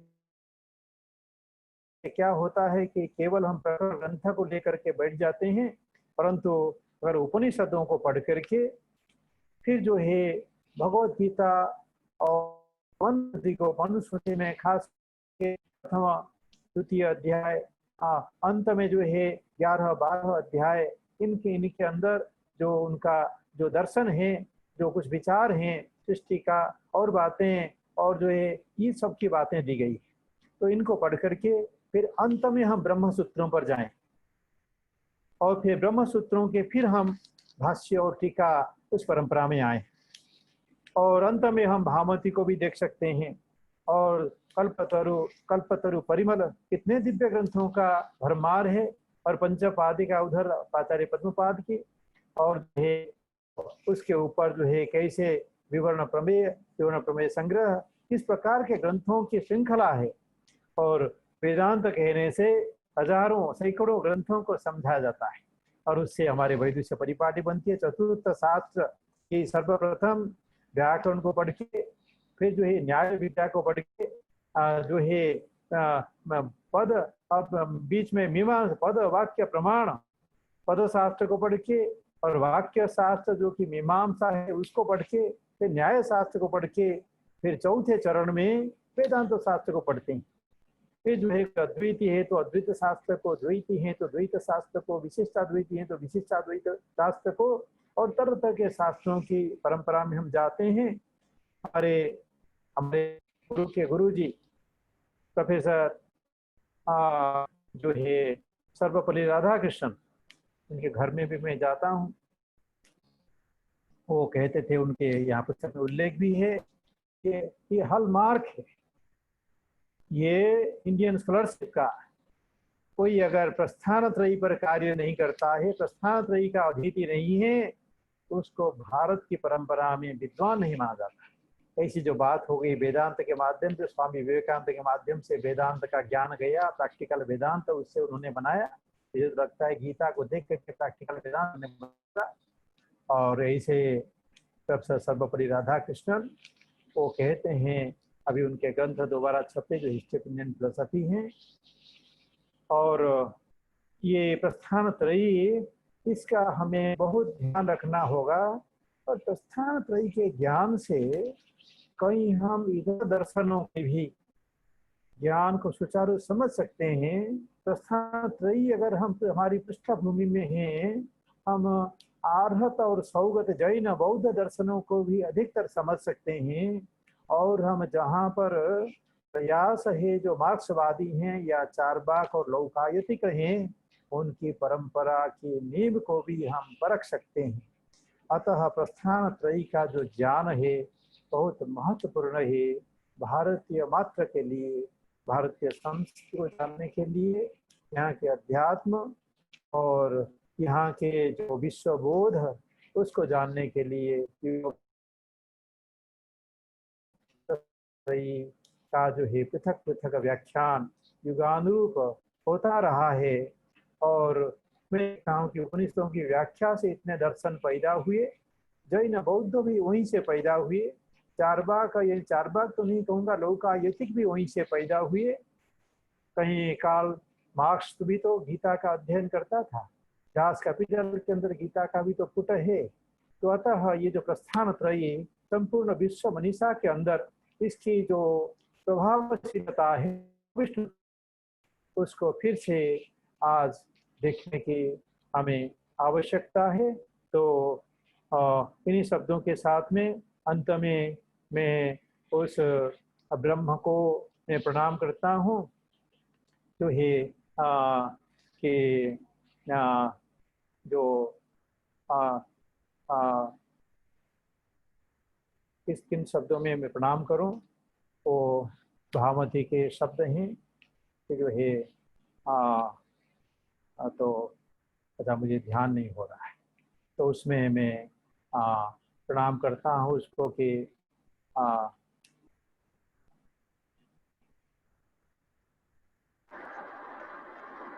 जी बहुत बहुत धन्यवाद आचार्य जी। उसी से मैं करता हूँ ओम पूर्णमदः पूर्णमिदं पूर्णात् पूर्णमुदच्यते पूर्णस्य पूर्णमादाय पूर्णमेवावशिष्यते। ओम शांति शांति शांति। सभी को प्रणाम, बहुत बहुत धन्यवाद। ओम बहुत बहुत धन्यवाद आचार्य जी। कुछ आचार्य जी प्रश्न हैं, आप उनका अगर संक्षिप्त में उन पर प्रकाश डाल पाए तो। जी एक पहला प्रश्न आया था, वेदत्रयी में अर्थवेद की क्या स्थिति समझ जाए। अच्छा, अर्थवेद, अर्थवेद जो है अथर्ववेद। अच्छा, अथर्ववेद। अथर्ववेद मैंने कहा कि जो 4 संहिताएं हैं उनमें 3 तरह के मंत्र हैं। 3 तरह के मंत्र होने के कारण इनका पुराना नाम है त्रयी। चाणक्य भी इसका प्रयोग करते हैं। अथर्ववेद के बारे में ऐसा विचार है, कुछ विद्वान इसको कुछ परवर्ती भी मानते हैं, परंतु ऐसा नहीं, अथर्ववेद भी मूल वेदों में है। क्यों ना उसके बारे में भी ऋचो यस्य अपातक्षन यजुर्यस्माद् अपाकसन सामानि यस्य लोमानि अथर्वांगिरसो मुखम, ऐसा 10वें कांड में अथर्ववेद में स्वयं कहा गया है। तो ये चारों वेद ऋचाम त्वहं पौषमास्ते कुपुष्वान् गायत्रं त्वां गायति शक्करीषु ब्रह्मा तो वदति जात विद्यां यज्ञस्य मात्रां विमिमीत उत्वाह। वो जो 4 प्रकार के ऋत्विक होते थे उनमें से अथर्ववेद का जो विशिष्ट जानकार होता था वह जो है ब्रह्मा नामक ऋत्विक होता था, चौथा ऋत्विक होता था। ब्रह्माख्यात में स्फ्य होता था। अगर आपने पारंपरिक यज्ञ देखा होगा, वो स्फ्य नामक लकड़ी से बना हुआ पदार्थ को लेकर के बैठ जाता, वो ब्रह्मा है। और अभी तो अथर्ववेद की जो पैपराल संहिता वो कश्मीर से और उड़ीसा से प्राप्त हुई, जो प्रकाशित हुई। तो ये अथर्ववेद जो है वो प्राचीन है। और ब्रह्मा देवानां प्रथमं संबभूव विश्वस्य कर्ता भुवनस्य गोप्ता स ब्रह्म विद्यां सर्व विद्या प्रतिष्ठाम् अथर्वाय ज्येष्ठ पुत्राय प्राह। ये वंश ब्राह्मण सभी ये सारे जो उद्धति मिलती हैं, इससे ऐसी कोई बात नहीं। आधुनिक लोग आधुनिक विचारों में, मैं तो उनको अंग्रेजी पढ़े लिखे विद्वान मानता हूँ, कई बार उनमें भी बहुत गंभीर विद्वान हैं, जैसे प्रोफेसर TMP महादेवन थे।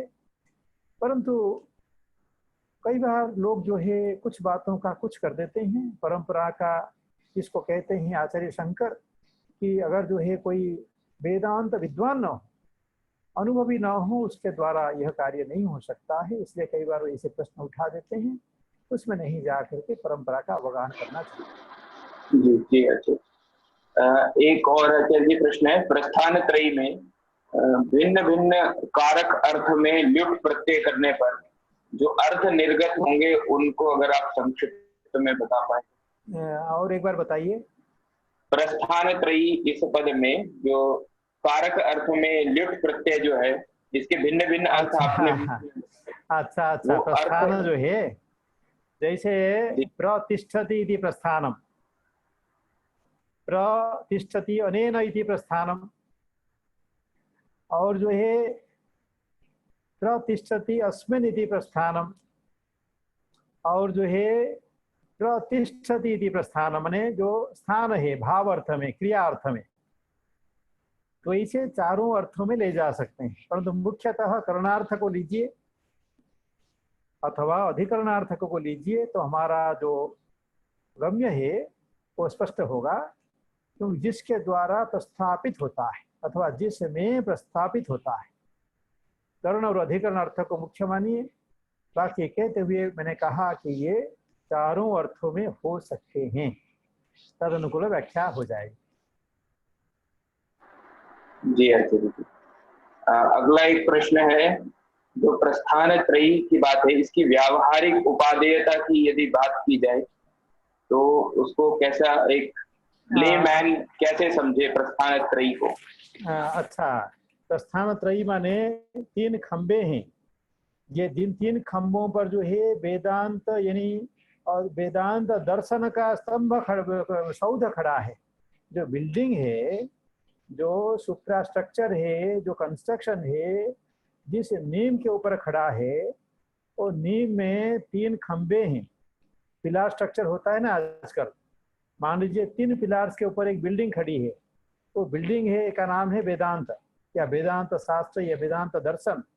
अब जो 3 खंबे हैं, प्रथम खंब है उपनिषद श्रुति प्रस्थान, दूसरा खंब जो है वह है ब्रह्म सूत्र या तर्क प्रस्थान, और तीसरा खंबा जो है वह है स्मृति प्रस्थान या जो है भगवद गीता और मनुस्मृति आदि। श्रोतव्यम श्रुति वाक्येभ्य मंतव्यम चोपपत्ति भी एवं च सततम ध्येय एते दर्शन हेतव। पहले आप सुनो, किससे ना उपनिषदों के वाक्यों को गुरुमुख से श्रवण कीजिए। ये है श्रवण। षड्विध लिंग की बात उसमें की गई है वेदांत सार में। उपक्रमोपसंहारो अभ्यासो पूर्वता फलम अर्थवादोपत्ति च लिंगम तात्पर्य निर्णय, वो सब बातें उसमें आ जाएंगी। और श्रोतव्यम श्रुति वाक्येभ्य, इसलिए विधि पूर्वक श्रवण करना चाहिए। जैसे आज हम क्लास में पढ़ाते हैं उस प्रकार से नहीं। हाँ, उसमें भी कुछ निष्ठा होती है, परंतु उससे भी ऊपर आप समझिए। श्रोत्रिय ब्रह्मनिष्ठ व्यक्ति के पास में पहुंच करके जब ग्रहण करते हैं तो वो है श्रवण। श्रोतव्यम श्रुति वाक्येभ्य। दूसरा है मंतव्यम चोपपत्ति भी। उपपत्ति माने युक्ति, जांच पड़ताल कीजिए। जो सेमिनार हम करते हैं, जो प्रश्नोत्तर करते हैं, किस लिए? वही है, वही सचमुच उपनिषद है, वही आपका तर्क सभा है। तो तर्क प्रस्थान में ब्रह्म सूत्र, ये इसके अंदर हेतु हैं, पदे पदे तर्क है। तर्क के द्वारा कितने स्थानों में पंचमी का तृतीया का प्रयोग हुआ है हेतु के अर्थ में, आप उसको देखिए, वो ब्रह्म सूत्र है तर्क प्रस्थान। तीसरा है, तीसरे में अनुभव प्रमाण यानी प्रत्यक्ष प्रमाण शामिल है। देखो वस्तुतः कैसे हुआ अर्जुन को, कैसे अर्जुन विषाद में था, कैसे जो है उसको निकाला। 18वें अध्याय में कैसे कहता है कि जो है करी वचनम तब, और उसने लड़ा और लड़ करके जो है पांडवों ने जीता और 36 वर्ष दिव्य राजत्व दिया। राम राज्य के बाद में 44 साल राम राज्य था कहते हैं, और 36 वर्ष युधिष्ठिर ने साम्राज्य दिया। बहुत दिव्य समय रहा जो है। उसका क्या है ना, जो है अनुभव प्रस्थान, ये प्रैक्टिकल है। तो यानी एक जो हमें आगम के रूप में मिलता है ऊपर से, उसको तर्क करके हम अपना बनाते हैं, आजमाते हैं, सही पाते हैं, फिर उसके ऊपर हम उदाहरण देखते हैं क्या ऐसा करके किसी को कुछ हुआ। तो ये तीनों बातों को हमें ध्यान रखना चाहिए। एक आचार्य जी अंतिम प्रश्न लेते हैं। क्या वेदव्यास तथा बादरायण एक ही आचार्य थे? इसका कोई प्रमाण मिलता है क्या? हाँ, बहुत अच्छी बात है। दरअसल क्या है कि जो इतिहास है, चाहे ग्रीस वाले हों, चाहे कोई व्यक्ति हो, अमेरिका वाले हों, मैंने आर्नोल्ड टॉइनबी का नाम लिया था, कोई हों, उनकी जो इतिहास दृष्टि है, जो क्रोनोलॉजिकल हिस्ट्री है, हमारी यहाँ एक भिन्न स्थिति है। हमारे जो रामायण है, महाभारत है, पुराण है, यहाँ तक हमारे वेदों में इतिहास और भूगोल का भरमार है। वेदों के अंदर ज्योतिष शास्त्र है, ज्योतिर्विज्ञान है। वेदों के आधार पर आज टाइम क्या कहते हैं, प्लानिटरी सिस्टम के द्वारा समय निर्धारित किया गया है वेद के समय के जुड़ियाक जो है उसको देख करके। अब जो वेद व्यास हैं, मैंने कहा हर द्वापर में आकर के वेदों को विभाजित करने वाले वेद व्यास कहलाते हैं। व्यास माने है विभाजक, व्यास समास सब जानते हैं, व्यास वाक्य विग्रह वाक्य हम कहते हैं समास में, और सब छोटा कर दो बिना पानी तो हो गया समास।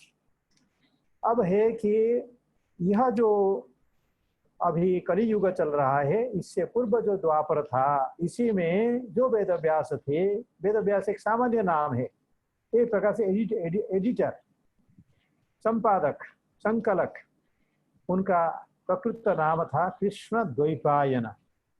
कृष्ण उनका नाम था, थे भी काले देखने को, और द्वैपायन द्वीप में पैदा हुए थे। पराशर, जिनकी पराशर स्मृति मिलती है, और माता सत्यवती, इनके वो संतान थे। तो ऐसे जो व्यास भगवान हैं तो कृष्ण द्वैपायन व्यास हैं। और मैंने कहा कि 26 व्यासों का उल्लेख है योग वासिष्ठ रामायण में, इसलिए उसके लिए ये प्रमाण है, और उसको हम पीछे जाके देख सकते हैं। यानी ये जो लगभग 5000 कुछ वर्ष हो गए, तो उस समय व्यास जी ने ऐसा कार्य किया था, और व्यास तो चिरंजीवी हैं, अब भी हैं। जी, बहुत बहुत धन्यवाद। आपके श्री चरणों में प्रणाम करता हूँ, और इस कार्यक्रम की समापन की ओर जाते हुए औपचारिक रूप से धन्यवाद ज्ञापन के लिए डॉक्टर सुधींद्र लिंगवरम जी से निवेदन करता हूँ। आप न्याय वैशेषिक विभाग में प्राध्यापक हैं, पूर्ण प्रज्ञा संस्कृत महापाठशाला बेंगलुरु में। डॉक्टर सुधींद्र जी। ठीक है, मैं सुन रहा हूँ। हेलो हेलो जी, कृपया औपचारिक धन्यवाद ज्ञापन। वेद वेदांत अध्ययन एवं शोध संस्थान नई दिल्ली के द्वारा आयोजित किए गए अंतर्जालीय सदानंद यति विरचित वेदांत कक्षाओं में अंतर्गत उपस्थित सभी विद्वत मणिगणों को मेरा हृदयपूर्वक प्रणाम। आज हमें अपने सुंदर रोमांचन मनोज्ञ व्याख्यान से आनंद के सागर में डूबे हुए विशेष व्याख्यानकार प्रोफेसर सुंदर मोहन मिश्रा जी को धन्यवाद ज्ञापन देने का अवसर प्राप्त हुआ मुझे। मैं समझता हूं कि मेरा ये सौभाग्य है। संस्कृत में एक कहावत है, कृतज्ञ नास्ति निष्कृति ही। एक मिनट में लूं? हाँ जी जी आचार्य जी। हाँ, मुझे वो श्लोक याद आ गया, मैं भूल रहा था। वो वाचस्पति मिश्र जी सर्वतंत्र स्वतंत्र, अब भामती के आरंभ में उसका मैं पढ़ देता हूँ अंतिम के रूप में। अनिर्वाच्या विद्या द्वितय सचिवस्य प्रभवतो विवर्तायस्य ईते वियदनिल तेजो भवनयः यतश्चाभुर्विश्वं चरमुच्चावचमिदं नमामस्तद् ब्रह्मा परिमित सुख ब्रह्म को हम प्रणाम करते हैं। ओम।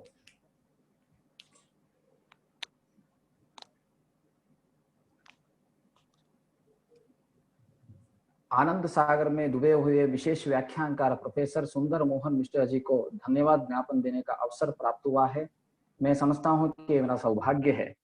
संस्कृत में एक कहावत है, कृतज्ञ नास्ति निष्कृति ही। इसका अर्थ है कोई भी कार्यक्रम, कोई भी कार्य होने के बाद उसका धन्यवाद समर्पण अवश्य करना चाहिए। अगर धन्यवाद समर्पण या कार्तज्ञ नहीं किया तो पाप होता है। हमारा कर्तव्य है, इस दृष्टि से धन्यवाद समर्पण अवश्य मैं करता हूं। आज हम सबको आपकी महत्वपूर्ण व्याख्यान से प्रेरणा प्राप्त हुई। आज आपका व्याख्यान से सभी पंडित वर्ग एवं श्रद्धालुगण बहुत संतुष्ट हुए हैं। आपके व्याख्यान अत्यंत सरल, मनमोहक और चेतोहारी था। विषय अत्यंत कठिन है, मानते हैं हम, क्योंकि प्रस्थानत्रयी, प्रस्थान मान के आप ही पता है, अधिकरणार्थ में, कलनार्थ में लुट प्रत्यय, त्रयी मान के 3 कंबे है। उपनिषद प्रस्थान होगा, गीता प्रस्थान होगा या सूत्र प्रस्थान, बहुत कठिनतम है। अत्यंत कठिनतम विषयों को भी सरल रूप से मिश्र महोदय जी ने यहाँ प्रस्तुत किया है। हम उनकी आभारी हैं। मैं हृदय से मैं हृदय से आभार प्रकट करता हूं और संस्था के पक्ष में, सभी विद्वज्जन के पक्ष में मैं धन्यवाद समर्पण करता हूं और ईश्वर से प्रार्थना करता हूं कि ऐसे व्याख्यान हर साल, हर महीने संस्था द्वारा आयोजित किया जाए और इसके लिए श्रद्धालुगण से, इससे श्रद्धालुगण को ज्ञान प्राप्त हो जाए। और इस कार्यक्रम में सफलीकृत करने के लिए सहयोग दिए हुए सभी कार्यकर्ता, संयोजक और उपसंयोजक सभी कार्यकर्ताओं को, धनंजय आचार्य को, प्रोफेसर तिरुमल कुलकर्णी को, सभी कार्यकर्ता, सभी विद्वज्जनों को भी अभिनंदन करता हूं, धन्यवाद समर्पण करता हूं। श्री कृष्णार्पणमस्तु। धन्यवादः सुधीन्द्र महोदय। इदानीं वयं शान्तिपाठं कुर्मः। तदनन्तरम् अस्याः गोष्ठ्याः संगोष्ठ्याः समाप्तिः। ॐ सर्वे भवन्तु सुखिनः, सर्वे निरामयाः, सर्वे भद्राणि पश्यन्तु, कश्चित् दुःखभाग् भवेत्। शान्ति शान्ति